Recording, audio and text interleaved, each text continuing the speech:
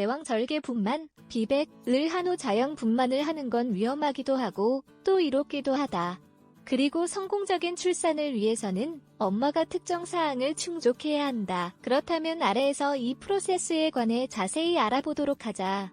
선행 제왕절개 후 질식분만, 비백 또는 V백은 쉽게 말해서 예전에 제왕절개했던 산모가 자연분만을 시도하는 것이다. 그러나 V백은 엄마와 아기의 위험이 없는 경우에만 적용할 수 있는 출산 옵션이다.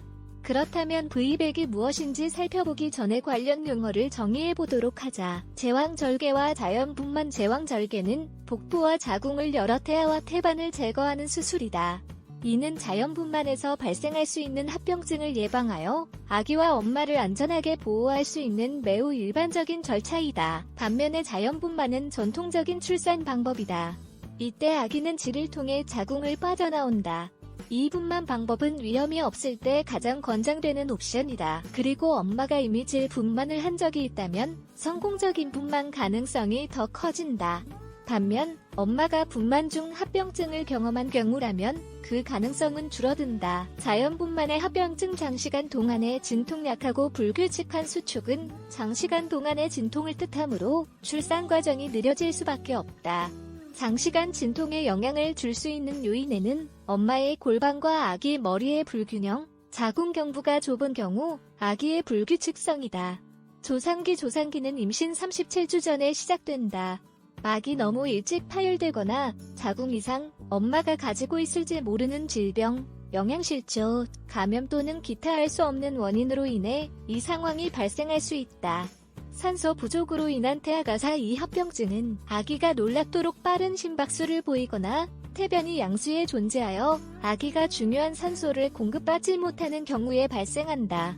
여기 아기의 자세가 여기이면 자연분만으로 인한 부상 위험이 4배나 증가한다. 아기의 발이나 무릎이 먼저 나오는 경우 또한 이러한 합병증이 발생할 수도 있다.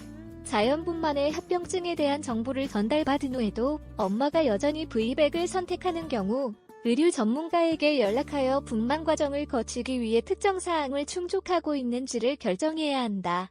다음은 V백 성공을 위한 몇 가지 조건이다. V백은 누가 시도할 수 있을까? 전반적으로 V백을 하려는 여성은 다음의 조건을 갖추어야 한다. 낮은 가로 절개로 이루어진 단 1번의 제왕, 절개 경험. 자궁에 다른 흉터가 없어야 함. 골반 크기가 임상 표준을 충족해야 함. 자궁 파열, 의학적 합병증, 이전 상과 문제 또는 자궁 근종의 병력이 없음. 당뇨병, 고혈압, 심장병 또는 생식기 포진과 같은 문제가 없는 좋은 신체 상태. V백은 왜 좋을까? 외과적 복부 수술을 하지 않아도 된다. 장래의 임신에 대한 태반 문제의 위험을 줄일 수 있다. 제왕절개와 비교할 때 혈액 손실이 적고 감염 위험이 적다. 반복적인 수술로 인한 합병증의 위험이 적다. 이는 내장과 질의 손상을 포함한다. 출산 후 통증이 덜하다. 아기는 많은 제왕절개 사례에서와 같이 미성숙하게 태어나지 않고 건강하게 태어난다. 아기의 폐는 자연분만 사례에서 훨씬 더 강하다. V백의 위험성. 모든 분만 방법에는 위험이 뒤따른다. 하지만 연구에 따르면 V백의 성공적인 사례는 반복적인 제왕절개보다 사망하는 경우가 적다.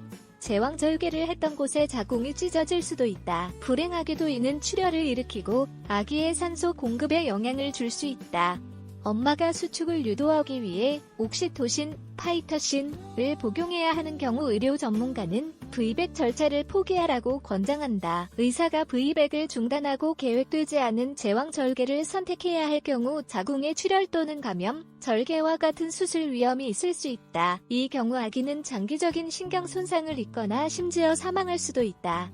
V백 요구사항. 당연히 아기의 심박수를 관찰하려면 지속적인 태아 모니터링이 필요하다. 결국 이는 어떤 문제를 나타내는